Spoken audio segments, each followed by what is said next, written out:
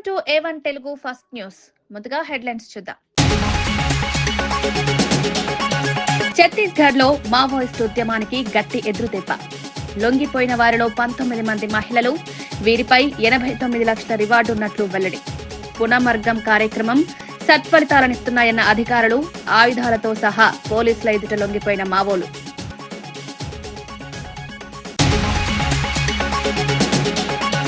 బంగాళాఖాతంలో ఒకదాని వెనుక మరొకటి వాయుగుండాలు.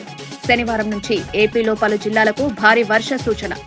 కొన్ని ప్రాంతాల్లో అతి భారీ వర్షాలు పడే అవకాశం. సముద్రం అల్లకల్లోలంగా ఉంటుందని మత్స్యకారులకు హెచ్చరిక.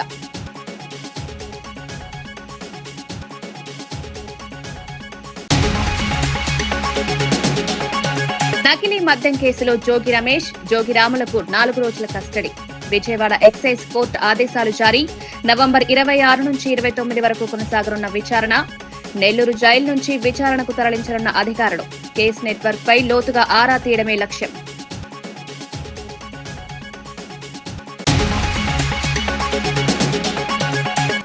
పదిహేడు నెలలుగా వ్యవసాయాన్ని ప్రభుత్వం గాలికొదిలేసిందన్న వైఎస్ షర్మిల. పంట నష్టపరిహారం, మద్దతు ధర కల్పించడంలో సర్కార్ విఫలమైందని విమర్శ. ధరల స్థిరీకరణ నిధి ఏర్పాటు చేయలేదని ఫైర్.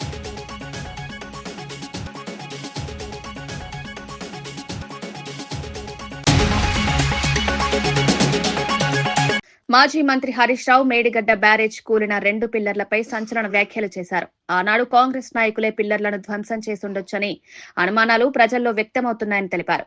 కాళేశ్వరం ప్రాజెక్టు తెలంగాణ గర్వకారణమని, ప్రపంచ స్థాయి ఇంజనీరింగ్ తో నిర్మించిన బ్యారేజీని రాజకీయ ప్రయోజనాల కోసం మట్టి కరిపించే ప్రయత్నాలు జరిగినా ఆశ్చర్యం లేదన్నారు.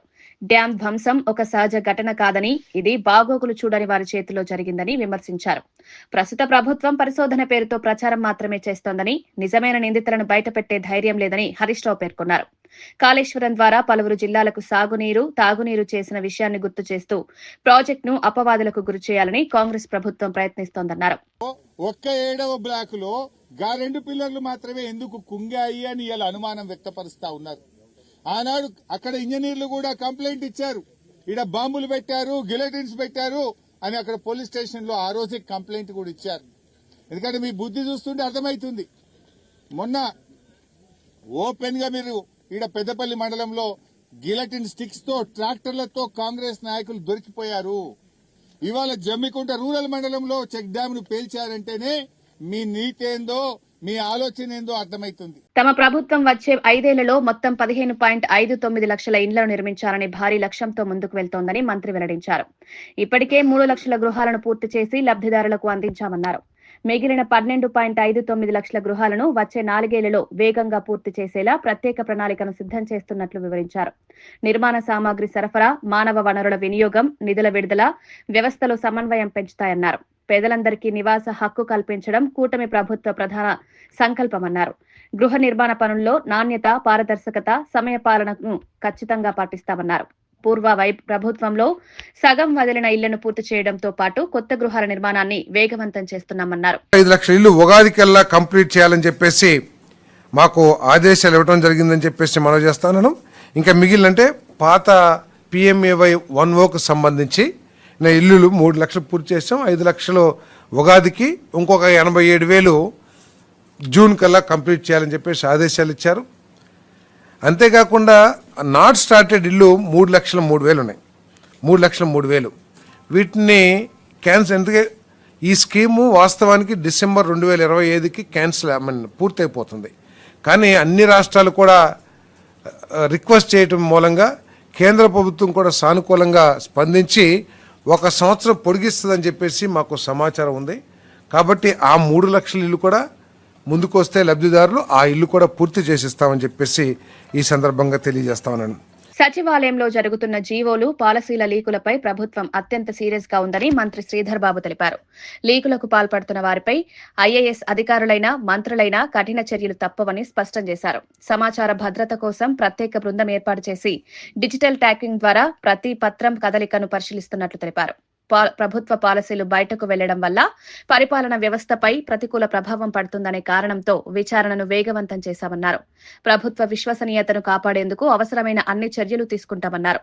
బాధ్యతలను గుర్తించి చట్టపరమైన చర్యలు తీసుకోవడంలో ప్రభుత్వం వెనకడుగు వేయదన్నారు.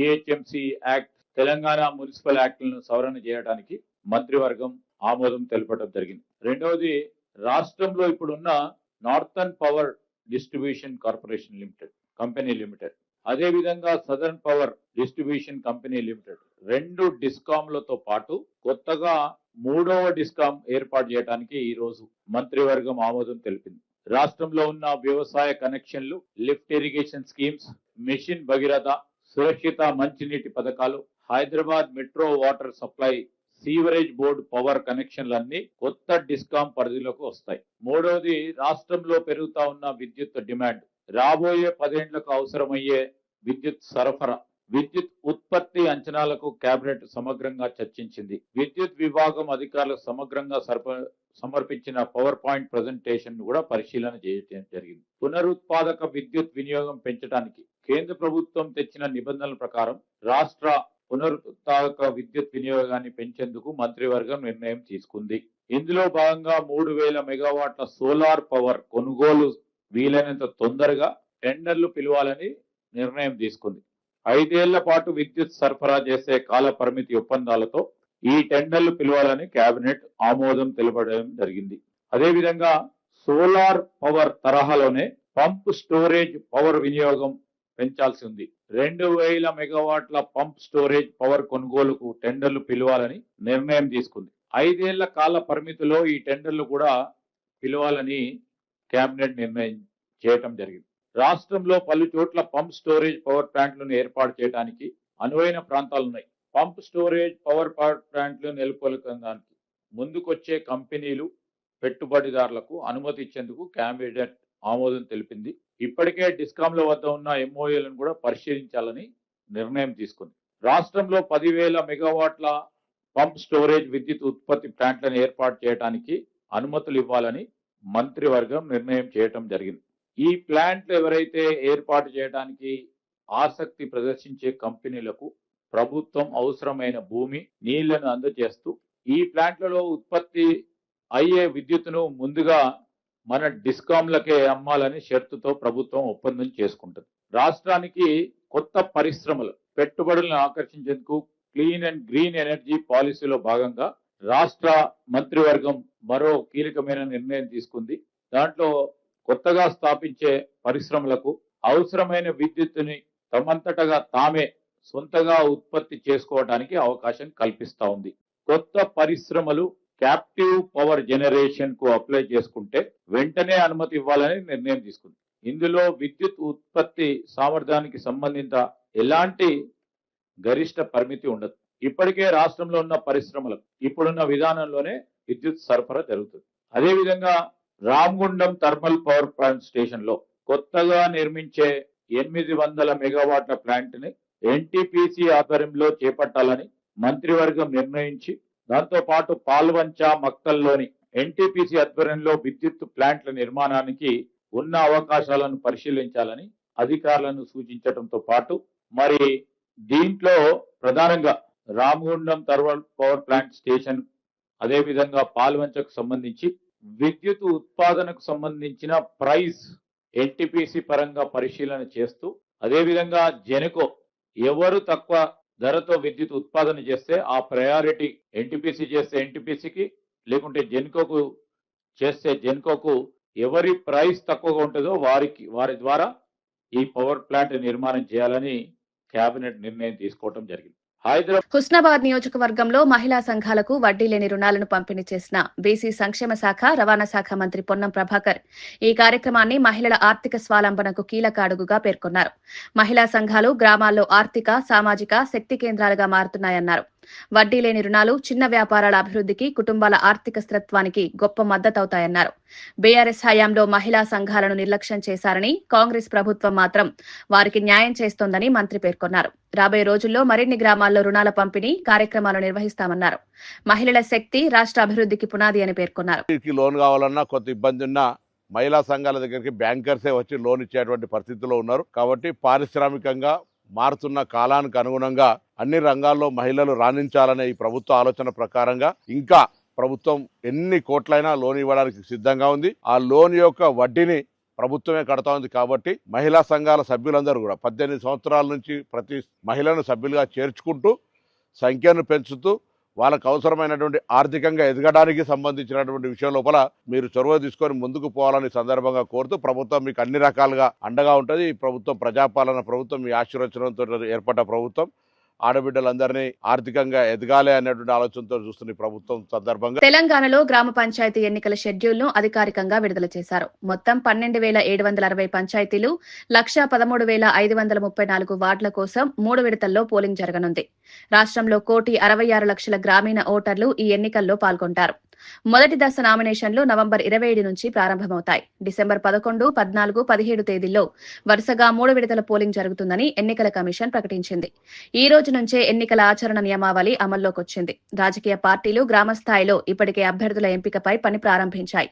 గ్రామీణ ప్రాంతాల్లో ఎన్నికల సందడి మొదలైంది. ప్రభుత్వ పథకాల ప్రభావం, స్థానిక నాయకత్వం, గ్రామ స్థాయి అభివృద్ధి ఈసారికి ఓటర్ల నిర్ణయంలో కీలక పాత్ర పోషించనుందని నిపుణులు అంచనా వేస్తున్నారు. గ్రామ పంచాయతీలు ఎన్ని ఉన్నాయి, వార్డు వివరాలు ఏంటి, పోలింగ్ స్టేషన్ వారీగా ఎలక్టరల్ రోల్స్ పబ్లిష్ అయినవి ఎక్కడ దొరుకుతాయి, రిజర్వేషన్ వివరాలు కూడా ఉన్నాయా అంటే అవన్నీ కూడా మా వెబ్సైట్లో మీరు చూసుకోవచ్చు. ఈ రోజు నుండి ఎంసీసీ కోడ్ కూడా అమల్లోకి వస్తుంది. మరి ఈ గ్రామ పంచాయతీ ఎలక్షన్స్ 3 దఫాలుగా చేయాలని నిర్ణయించడం జరిగింది. ఒక ఫేజ్కు ఇంకొక ఫేజ్కు 2 రోజుల వ్యవధితో ఈ షెడ్యూల్ అన్నది నిర్ణయించడం జరిగింది. ఐబొమ్మ రవి అరెస్టుపై వస్తున్న ప్రచారాలను ఖండిస్తూ అదనపు సిపి శ్రీనివాసులు స్పష్టం చేశారు. రవిని అతని భార్య పట్టించిందన్న వార్తల్లో ఎటువంటి నిజం లేదని తెలిపారు. రవిని పోలీసులు అతని స్నేహితుడు నిఖిల్ ద్వారా మోసం చేసి ట్రాప్ చేసినట్లు వివరించారు. సినిమాల పైరసీతో పాటు పోలీసులకే సవాల్ విసురుతున్న రవిని పట్టుకోవడానికి ప్రత్యేకంగా పథకం రూపొందించినట్టు చెప్పారు. రవి చేత దేశవ్యాప్తంగా పలు పైరసీ నెట్వర్క్లు నడుస్తున్నాయనే ఆధారాలతో విచారణ కొనసాగుతోంది. రవిని అదుపులోకి తీసుకోవడానికి ఎదురైన సాంకేతిక సవాళ్లను అధిగమించి 5 రోజుల కస్టడీలో కీలక సమాచారాన్ని సేకరించినట్లు పోలీసుల వర్గాలు వెల్లడిస్తున్నాయి. పైరసీ కారణంగా సినిమా పరిశ్రమకు భారీ నష్టం జరుగుతోందని, ఇలాంటి నెట్వర్క్లను చెరిపేయడంలో పోలీసులు కఠిన చర్యలకు సిద్ధంగా ఉన్నారన్నారు. అది వేరే రకంగా వచ్చింది. మేము 1 మంత్ నుంచి అతను ఇచ్చిన ఛాలెంజ్ని అనాలిసిస్ చేసుకుంటూ, అసలు అతను దొరుకుతాడని మాకు గ్యారంటీ కూడా లేకుండే అప్పుడు. నిజానికైతే అనాలిసిస్ చేసుకుంటూ అలా లీడింగ్ క్వశ్చన్స్ని, లీడింగ్ డేటాని చేసుకుంటూ పోతే ఒక పర్సన్ మనకు ఫైండ్ అవుట్ అయ్యాడు. అతని నంబర్ ఫైండ్ అవుట్ అయింది. ఆ నంబర్ ఫైండ్ అవుట్ CDR తెలుసు కదా, మీతో అంతా చేసుకుంటూ పోతే లాస్ట్కు ఇతను ఫైండ్ అవుట్ అయ్యాడు. పరకామణి కేసులో సిఐడి విచారణకు హాజరైన టీటీడీ మాజీ చైర్మన్ భూమన కరుణాకర్ రెడ్డి ఈ కేసుతో తనకు ఎలాంటి సంబంధం లేదని గట్టిగా చెప్పారు. నక్కకు నాగలోకానికి ఉన్నంత దూరం ఉందని వ్యాఖ్యానిస్తూ తనపై కేసులు పెట్టడం రాజకీయ కక్ష సాధింపులో భాగమని ఆరోపించారు. బీఆర్ నాయుడు, వర్ల రామయ్య, భానుప్రకాష్ రెడ్డి, పట్టాభి ఈ 4 కలిసి తప్పుడు ప్రచారం చేస్తున్నారన్నారు. లోకేష్ ఆదేశాల మేరకే సిఐడి తనను ఇరికించే ప్రయత్నం జరుగుతోందని ఆరోపించారు. విచారణలో తాను పూర్తిగా సహకరిస్తున్నానని, నిజం చివరికి వెలుగులోకి వస్తుందన్నారు. టీటీడీ వ్యవహారాల్లో తాను ఎల్లప్పుడూ పారదర్శకత పాటించారని, రాజకీయ ప్రయోజనాల కోసం పవిత్రమైన పుణ్యక్షేత్రమైన తిరుమల పేరు లాగడాన్ని తప్పుబట్టారు. భానుప్రకాష్ రెడ్డి, పట్టాభి లాంటి దుష్ట చతుష్టయాలు నన్ను ఖచ్చితంగా విచారణ చేయాలానని విచారణ అధికారులకు విజ్ఞప్తి చేసినారు. కూటమి ప్రభుత్వాన్ని మోసేటువంటి పచ్చ ప్రసార మాధ్యమాల పిచ్చి శునకాలు విషాక్షరాల విరోచనాలతో పత్రికలు, ప్రసార మాధ్యమాలు వాళ్లకు కావలసినటువంటి వాటిల్లో నింపివేసినాయి. ఆ దుర్గంధాన్ని భరించలేని నిబద్ధత కలిగిన పోలీసు అధికారులు నన్ను ఆ ఒత్తిడికి భరించలేక విచారణకు పిలిచినారు. తూర్పుగోదావరి జిల్లా రాజమండ్రిలో ధాన్యం కొనుగోలు వ్యవస్థను సమీక్షించిన మంత్రి నాదెండ్ల మనోహర్ అధికారులు, రెవెన్యూ, సివిల్ సప్లై విభాగాలతో సమీక్ష సమావేశం నిర్వహించారు. పండగ వాతావరణంలో రాష్ట్ర వ్యాప్తంగా ధాన్యం కొనుగోలు జరుగుతుందన్నారు. రైతులకు ఎలాంటి ఇబ్బందులు రాకుండా ముందస్తు ఏర్పాట్లు చేస్తున్నామన్నారు. CM Chandrababu, deputy CM Pawan Kalyan నేతృత్వంలోని కూటమి ప్రభుత్వం రైతుల పట్ల పూర్తిగా నిబద్దతతో పనిచేస్తోందని పేర్కొన్నారు. తక్షణ చెల్లింపులు, సంచుల లభ్యత, కొనుగోలు కేంద్రాల పనితీరుపై ప్రత్యేక దృష్టి పెట్టినట్టు చెప్పారు. ధాన్యం నాణ్యతపై ఆధారపడిన వివాదాలను వెంటనే పరిష్కరించేలా సూచనలు జారీ చేశారు. రైతు ఉత్పత్తి ఒక్క గింజ కూడా వృధా కాకుండా చూసుకోవాలని అధికారులను ఆదేశించారు. రోజు ధాన్యం కొనుగోలు రాష్ట్ర వ్యాప్తంగా ఒక పండుగ వాతావరణంలో రైతు సోదరుడికి అండగా ఒక భరోసా ఇచ్చేటట్టు మా కూటమి ప్రభుత్వం గౌరవ ముఖ్యమంత్రి గారు చంద్రబాబు నాయుడు గారు, అదేవిధంగా గౌరవ ఉప ముఖ్యమంత్రి గారు పవన్ కళ్యాణ్ గారి నాయకత్వంలో గతంలో ఎన్నడూ లేని విధంగా కొన్ని సంస్కరణలు తీసుకొచ్చి రైతాంగానికి మేలు జరిగే విధంగా అనేక కార్యక్రమాలు చేపట్టాను. మీ అందరికీ తెలుసు, ఎక్కువగా ఉభయ గోదావరి జిల్లాలోను, కృష్ణా జిల్లాలోను మన ప్రాంతాల్లో ఈ రైతులు ఎంతో ఎంతో కష్టపడి ఒక అద్భుతమైన కార్యక్రమం ద్వారా అన్నపూర్ణ లాంటి జిల్లాలని ప్రపంచవ్యాప్తంగా ఒక అద్భుతమైన పేరు తీసుకొచ్చారు.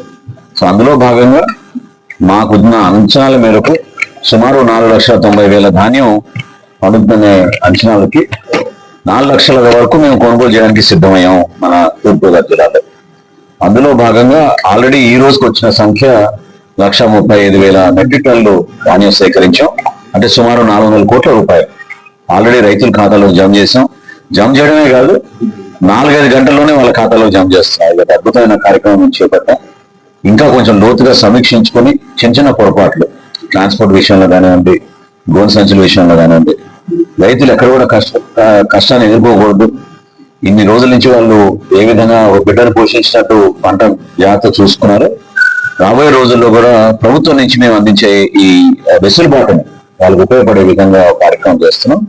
రైతు సహాయ కేంద్రాల్లో కూడా మా సిబ్బందికి చక్కగా వాళ్ళకి ట్రైనింగ్ ఇచ్చాం, యంత్రాలు మార్చాం. ఎక్కడ కూడా తేమ శాతంలో పొరపాటు లేకుండా ఒక నమ్మకంతో రైతు ట్రాన్సాక్షన్ చేయాలనే ఉద్దేశంతో చేస్తున్నాం. రాష్ట్ర ప్రజలందరికీ నేను మరొకసారి చెప్తున్నాను, మా పౌర సరఫరా శాఖ నుంచి మొట్టమొదటిసారి 51 లక్షల మెట్రిక్ టన్నులు ధాన్యం కొనుగోలు చేసే విధంగా మేము సిద్ధమయ్యాం. ఇది ఒక చరిత్ర. అకాల వర్షాల వలన అల్పపీడనం ఏర్పడుతుందని ఒక అభద్రతా భావంతో రైతులు కొంచెం హడావిడి పడుతున్నారు. 28-29 తారీఖు తర్వాతనే మనకి వర్షాలు వచ్చే సూచనలు కనపడుతున్నాయి. ఈ లోపే ఇందాక మేము క్షేత్రస్థాయిలో పర్యటించాం. జాయింట్ కలెక్టర్ గారు, అదేవిధంగా సహచార మంత్రి దుర్గేష్ గారు, అక్కడ కొవ్వూరు నియోజకవర్గ శాసనసభ్యులు వెంకటేశ్వరరావుతో మేము పర్యటించాం. అందరు రైతులకు అదే మేము ఒక విశ్వాసంతో, నమ్మకంతో మీకు ఇంకా టైం ఉంది, తొందరపడబాకండి. ఎక్కడైనా సరే మేము షెడ్యూలింగ్ చేసిన తర్వాత రైతుకి నష్టం జరగకుండా చూసుకునే విధంగా ముందుకెళ్తాం. వర్షాలు వచ్చే సూచనలు కనపడుతున్నాయి కాబట్టి ఉచితంగా టార్పాలిన్లు కూడా ఏర్పాటు చేయడమే కాకుండా ప్రభుత్వ స్థలాల్లోనూ, ప్రైవేట్ స్థలాల్లోనూ, అంటే లేఅవుట్ ఉన్న చోట కూడా మేము ఉపయోగించుకుని అక్కడ ధాన్యాన్ని వాళ్ళు రాసులుగా పోసుకుని ఎండబెట్టుకునే విధంగా రైతాంగానికి ఒక చక్కటి వెసులుబాటు కల్పించమని జాయింట్ కలెక్టర్ గారికి, కలెక్టర్ గారికి చెప్పారు. సో ఈ సంస్కరణలతోటి ఖచ్చితంగా ఈ ధాన్యం కొనుగోలు ఒక అద్భుతమైన కార్యక్రమంగా, ఒక పండుగ వాతావరణంలో సంక్రాంతి ముందుగానే వచ్చే విధంగా రైతు కుటుంబంలో సంతోషాన్ని నింపే విధంగా మేము కృషి చేస్తాం. Thank you. సర్పంచ్ ఎన్నికల నోటిఫికేషన్ ను డిసెంబర్ 12న హైకోర్టు తీర్పు పెండింగ్ లోనే ఉండగానే విడుదల చేయడం ప్రభుత్వం చేసిన పెద్ద తప్పిదమని ఎమ్మెల్సీ దాసోజు శ్రవణ్ అన్నారు. తెలంగాణ భవన్ లో మాట్లాడుతూ సెప్టెంబర్లో ప్రభుత్వం 42% రిజర్వేషన్లు అమలు చేయొచ్చంటూ జీవో 9 తీసుకొచ్చిందని గుర్తు చేశారు. అదే ప్రభుత్వం నవంబర్లో మళ్లీ తిరస్కరించి 2018 పంచాయతీరాజ్ చట్ట ప్రకారమే ఎన్నికలు నిర్వహిస్తామని కొత్త జీవో జారీ చేయడం అనుమానాస్పదమని విమర్శించారు. రిజర్వేషన్ వ్యవస్థలో పారదర్శకత లేకపోవడం, బీసీలకు న్యాయం చేయని ప్రభుత్వ ఉద్దేశం స్పష్టంగా బయటపడిందని శ్రవణ్ వ్యాఖ్యానించారు. ఎన్నికల ప్రక్రియను తొందర పెట్టడం వల్ల గ్రామీణ ప్రజాస్వామ్యం దెబ్బతింటుందని, హైకోర్టు తీర్పు వచ్చే వరకు ప్రభుత్వం వేచి ఉండాల్సిందని సూచించారు. గ్రామ పంచాయతీ ఎన్నికల్లో సమానత్వం, న్యాయం, స్పష్టత అవసరమని, లేకపోతే ప్రజల గుండెల్లో అనుమానాలు పెరుగుతాయని ఎమ్మెల్సీ హెచ్చరించారు. 50% రిజర్వేషన్ దాటి మొత్తం బీసీలకు, ఎస్సీలకు, ఎస్టీలకు అందరికీ కూడా పెద్ద ఎత్తున రిజర్వేషన్లు కల్పించే ఒక మహత్తరమైన దినం, మహత్తరమైన అవకాశం డిసెంబర్ 12 హైకోర్టులో ఉంది.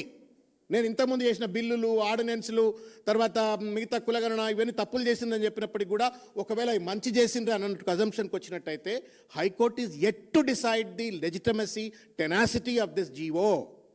ఈ 42% బీసీలకు ఇవ్వచ్చా ఇవ్వకూడదా, పెంచొచ్చా పెంచకూడదా అని చెప్పని హైకోర్టు వింటది, విని ఒక తీర్పిస్తుంది. ఇచ్చేంత వరకు కూడా ఉబ్బాగకుండా, ఎందుకంటే కుట్ర ఉంది కదా, కుతంత్రం ఉంది కదా. రిజర్వేషన్లు పెంచొద్దు, బీసీ ఎస్సీ ఎస్టీలు బాగుపడద్దు, వాళ్ళకి ఏ రకమైనటువంటి ఒక రాజకీయ సాధికారత రావద్దు అనే ఒక కుట్రతోటి ఈ పెద్ద మనిషి 22/11/25 నాడు మళ్ళొక జీవో పట్టుకొచ్చినాడు. ఈ జీవో దాని తర్వాత జీవో నెంబర్ 46, మళ్ళీ జీవో 42 అని చెప్పి 41, 42 అని చెప్పి గైడ్ లైన్స్ అన్నీ కూడా ఇచ్చినారు.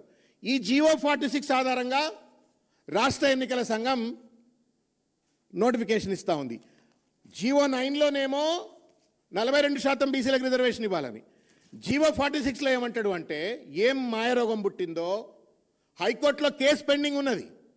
సింఘ్వి వచ్చి ఆర్గ్యూ చేసి చెప్పిండు హైకోర్టులో కూడా 42% రిజర్వేషన్ బీసీలకు ఇవ్వవచ్చు, 50% క్యాప్ ఇక్కడ వర్తించదు, రాష్ట్ర ప్రభుత్వానికి లెజిస్లేటివ్ శాంక్షన్ ఉంది, జ్యుడిషియల్ శాంక్షన్ ఉన్నది, అథారిటీ ఉంది, ఎంపిరికల్ ఎవిడెన్స్ ఉంది, కాబట్టి పెంచొచ్చు అని చెప్పని ఆర్గ్యూ చేసిండ్రు. ఆర్గ్యుమెంట్లు ఇంకా కొనసాగుతూ ఉన్నాయి. December 12 నాడు ఫైనల్ హియరింగ్ ఉండగా ఏం మాయరోగం పుట్టిందో, ఏం కుట్ర చేసిండ్రో, ఏం కుతంత్రం చేసిండ్రో జీవో 46 అని చెప్పని పట్టుకొచ్చినారు.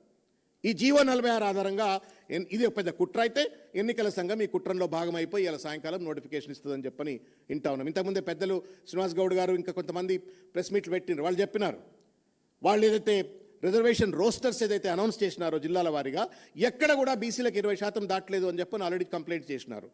నేను చెప్పొచ్చేది ఏంటంటే, మీరు ఒక్కసారి వినండి దయచేసి, మీడియా మిత్రులు దయచేసి మీరు శ్రద్ధగా, ప్రజలు కూడా దయచేసి వినాలని చెప్పని నేను కోరుతా ఉన్నాను. This GO is 42% of reservation ఇచ్చేది. ఇది సెప్టెంబర్ 26 తారీఖు నాడు. 22 నవంబర్కి వచ్చేటప్పటికి హైకోర్టులో కేసు పెండింగ్ ఉన్న తర్వాత ఏమంటాడంటే, election to gram panchayats under Telangana Panchayat Raj act 2018 as amended, comprehensive guidelines on reservation in supersession of earlier orders అని చెప్పనంటాడు. In supersession of earlier orders అంటే నేను దీన్ని కొట్టేస్తున్నా అని అనుకోవాలంటున్నాడు. జీవో 9 42% రిజర్వేషన్ కోర్టులో పెండింగ్లో ఉండగానే దాన్ని కనీసం రిఫర్ చేస్తలేడు. ఈ 9 జీవో ఉందా, సచ్చిందా, బతికిందా, దీన్ని విడ్రా చేసిందా చెప్పకుండా స్ట్రైట్ అవే నేను 42% రిజర్వేషన్ల గురించి మాట్లాడకుండా నేను పాత రిజర్వేషన్లు అమలు చేస్తా అని చెప్పని 46 జీవో పట్టుకొచ్చినాడు. ఇది కూడా చూడండి ఎంత దుర్మార్గమైన మోసం అని చెప్పడానికి నేను చెప్తా ఉన్నాను. డెడికేటెడ్ కమిషన్ రిపోర్ట్ ఆధారంగా అంటే 50% రిజర్వేషన్ కంటే దాటకూడదు కాబట్టి, ట్రిపుల్ టెస్ట్లో దాటకూడదు కాబట్టి మళ్ళా భూసాని వెంకటేశ్వరరావు ఒక కొత్త రిపోర్ట్ ఎప్పుడు ఇచ్చినాడు, 20/11/25 తారీఖు నాడు కొత్త రిపోర్ట్ ఇచ్చినాడు 50% దాటొద్దని చెప్పని. ఆ రిపోర్ట్ బేస్ మీద పంచాయతీరాజ్ డిపార్ట్మెంట్ 21 తారీఖు నాడు దాన్ని ఒప్పేసి ఫీజు రియంబర్స్మెంట్ బకాయిల విడుదల కోసం బీఆర్ఎస్ భారీ స్థాయి ఉద్యమానికి సిద్దమవుతోందని మాజీ మంత్రి కేటీఆర్ ప్రకటించారు. నందినగర్లో ఆయన మాట్లాడుతూ వచ్చే నెల నుంచి వేలాది మంది విద్యార్థులను సమీకరించి ప్రతి నియోజకవర్గ కేంద్రంలో బీఆర్ఎస్ ఆధ్వర్యంలో నిరసన కార్యక్రమాలు నిర్వహిస్తామన్నారు. ఫీజులు చెల్లించలేక కళాశాలల నుంచి విద్యార్థులను బయటకు పంపే పరిస్థితి చాలా బాధాకరమని, ప్రభుత్వం విద్యార్థులకు న్యాయం చేయాల్సిన బాధ్యత ఉందని స్పష్టం చేశారు. గురుకులాల్లో కల్తీ ఆహారం, విద్యార్థుల ఆత్మహత్యలు, భద్రతాలేమి వంటి విషాద ఘటనలు వరుసగా జరుగుతున్న నేపథ్యంలో గురుకులాల దుస్థితిపై మళ్లీ ప్రారంభమైన ఆందోళనను బీఆర్ఎస్ మరింత తీవ్రతరం చేయనున్నట్టు తెలిపారు. భవిష్యత్ కోసం చదువుతున్న విద్యార్థులపై ప్రభుత్వం చూపుతున్న నిర్లక్ష్యం అంగీకార యోగ్యం కాదన్నారు. విద్య, వసతి, ఆహార ప్రమాణాల విషయంలో ప్రభుత్వం వెంటనే చర్యలు తీసుకుని గురుకులాలను పునరుద్ధరించాలని కేటీఆర్ డిమాండ్ చేశారు. ప్రజా సమస్యలపై బీఆర్ఎస్ నిరంతర పోరాటం కొనసాగుతుందని స్పష్టం చేశారు. 1022 గురుకుల పాఠశాలను కేసీఆర్ గారు మరి ఎంతో ప్రేమతో రాష్ట్రంలోని విద్యార్థుల కోసం, ముఖ్యంగా బలహీన వర్గాల విద్యార్థుల కోసం కేసీఆర్ గారు ఏర్పాటు చేస్తే ఇవాళ విద్యార్థులు మరణించే దిశగా, వారికి అన్నం పెట్టక, వారిని సరిగా చూసుకోక, ఇబ్బందుల పాలు చేసి, సరిగా మెయింటెనెన్స్ లేక ఆ ప్రాంగణాలు వాళ్ళ పాము గారి చచ్చిపోయి కల్తీ ఆహారంతో మరణించి చివరికి ఆత్మహత్యలు చేసుకునే దుస్థితి, దగ్గర 100 మంది పిల్లలు ఇప్పటికే గురుకులాల్లో మరణించిన పరిస్థితి మీ కళ్ళ ముంగటనే ఉన్నది. గురుకులాల మీద మీరు బీఆర్ఎస్వి ఆధ్వర్యంలోనే బ్రహ్మాండంగా గురుకుల బాట అనే కార్యక్రమం మీరు చేసిన తర్వాత ప్రభుత్వంలో కొంత చలనం వచ్చింది, కొంత యాక్టింగ్ పోవాలా అని ముఖ్యమంత్రి ఏదో చెప్పినట్టు వాళ్ళు పోయినట్టు 4 రోజులు యాక్టింగ్ చేసినారు, కానీ ఏమాత్రం ఇంప్రూవ్మెంట్ లేదు. ఇంకేమైనా ఉంటే అధోగతి పాలైంది తప్ప ఇవాళ రాష్ట్రంలోని గురుకులాలు అధ్వానంగా మారిన విషయం కూడా నేను మీకు గుర్తు చేస్తా ఉన్నా. ఆ విషయంలో కూడా తప్పకుండా బీఆర్ఎస్వి కొంత పోరాటం చేయాలి, తప్పకుండా మనం క్రియాశీలంగా ముందుకు పోవాలని చెప్పి కూడా నేను కోరుతా ఉన్నాను. కానీ పోరాటాలు చేయడం ఒక ఎత్తు, వాటి గురించి మళ్ళీ ప్రజల్లోకి తీసుకొని పోవడం ఇంకొక ఎత్తు. తప్పకుండా మనం చైతన్యవంతంగా పనిచేయడంతో పాటుగా మరి పోరాటం చేసే విషయాన్ని కూడా కింది స్థాయి దాకా తీసుకొని పోవాలి. ఇక్కడ ఉన్న ప్రతి ఆవిడ దగ్గర, తమ్ముడి దగ్గర మీ అందరికి ఫోన్లు ఉన్నాయి. ఫోన్లో మీరు అందరూ సోషల్ మీడియా చూస్తారని నాకు తెలుసు. కానీ చాలా మంది యాక్టివ్గా లేరు మన విద్యార్థి విభాగంలో. నిజానికి అందరికంటే ఎక్కువ యాక్టివ్ ఉండాల్సింది మీరు. కానీ మీరు ప్రేక్షక పాత్ర పోషిస్తున్నారు, అలా చూస్తున్నారు తప్ప మీరు చేస్తున్న పని చెప్పుకుంటలేదు. మీరు అందులో ఫోకస్ అయితేనే, అందులో చెప్పుకుంటేనే, ప్రతి అంశం మీద కంటెంపరీ పాలిటిక్స్ లో మాట్లాడితేనే మీరు నాయకులుగా ఎదుగుతారు తప్ప లేకపోతే మరి కేవలం ప్రేక్షకులుగానే మిగిలిపోయే ప్రమాదం ఉంటుంది. ఎందుకంటే ఇప్పుడు విద్యార్థి ఎన్నికలు లేవు, విద్యార్థి సంఘాల ఎన్నికలు లేవు. గతంలో ఉన్నాడు జగదీశ్వర్ రెడ్డి గారు లాంటి నాయకులు, వీళ్ళంతా కూడా విద్యార్థి ఉద్యమం నుంచి ఎదిగొచ్చిన నాయకులు. తమ్ముడు బాలక సుమన్ గాని, అట్లాగే జగదీష్ అన్న గాని, ఇంకా చాలా మంది విద్యార్థి రాజకీయాల్లోంచి, విద్యార్థి దశలోనే రాజకీయాల్లో, ఆనాడు సిద్ధార్థ కాలేజీలో అన్న కూడా మరి విద్యార్థి ఎన్నికల్లో పోటీపడ్డ నాయకులు. ఇట్లా ఆ రోజుల్లో ఎలక్షన్ ఉండేవి కాబట్టి విద్యార్థి నాయకులు కూడా ఎదిగినారు. కానీ ఇప్పుడు లేవు, ఎన్నికలు లేవు. కాబట్టి మీరు మీ యాక్టివిజం ద్వారా, ప్రభుత్వాన్ని క్వశ్చన్ చేయడం ద్వారా, సొసైటీలో ఉన్న కొన్ని సమస్యలను ఎత్తి చూపడం ద్వారా తప్పకుండా ప్రజల దృష్టిని ఆకర్షించే అవకాశం మీకు ఉంటుంది. వార్తలు ముగించే ముందు ముఖ్యాంశాలు మరోసారి. ఛత్తీస్గఢ్ లో మావోయిస్టు ఉద్యమానికి గట్టి ఎదురుదెబ్బ. లొంగిపోయిన వారిలో 19 మంది మహిళలు, వీరిపై 89 లక్షల రివార్డు ఉన్నట్లు వెల్లడి. పునర్మర్గం కార్యక్రమం సత్ఫలితాలనిస్తున్నాయన్న అధికారులు, ఆయుధాలతో సహా పోలీసుల ఎదుట లొంగిపోయిన మావోలు.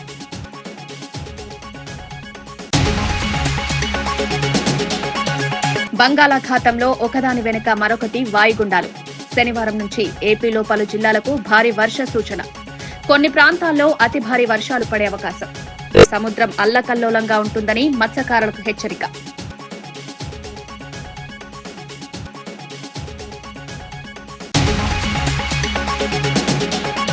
నకిలీ మద్యం కేసులో జోగి రమేష్, జోగి రాములకు 4 రోజుల కస్టడీ. విజయవాడ ఎక్సైజ్ కోర్టు ఆదేశాలు జారీ. నవంబర్ 26 నుంచి 29 వరకు కొనసాగనున్న విచారణ. నెల్లూరు జైలు నుంచి విచారణకు తరలించనున్న అధికారులు. కేసు నెట్వర్క్ పై లోతుగా ఆరా తీయడమే లక్ష్యం.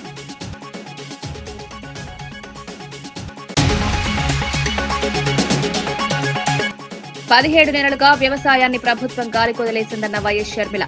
పంట నష్టపరిహారం, మద్దతు ధర కల్పించడంలో సర్కార్ విఫలమైందని విమర్శ. ధరల స్థిరీకరణ నిధి ఏర్పాటు చేయలేదని ఫైర్.